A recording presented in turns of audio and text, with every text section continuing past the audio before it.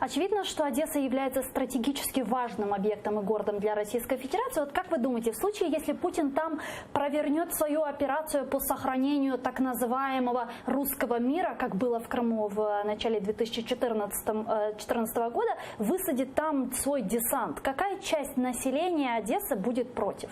Я думаю, що Путін зламає зуби вдруге, так як він це зробив в 2014 році, тому що серед одеситів переважна більшість людей, зокрема це активні люди, вони готові об'єднуватися і протистояти російській агресії. В критичні моменти ці люди готові закрити очі на власні якісь розбіжності в поглядах, закрити очі на власні якісь негаразди і стати плечем до плеча на захист свого міста. Ми це бачили в 2014 році, а зараз кількість таких людей тільки зросла.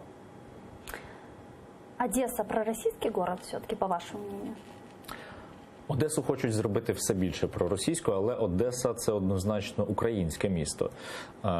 І велику долю того, щоб зробити в Одесі населення проросійським, насправді робить і місцева влада, толеруючи культ побєдобєсія, толеруючи культ радянщини. Вони навіть рік тому намагалися скасувати декомунізацію, перейменування вулиці, повернути вулицям Одеси радянські назви.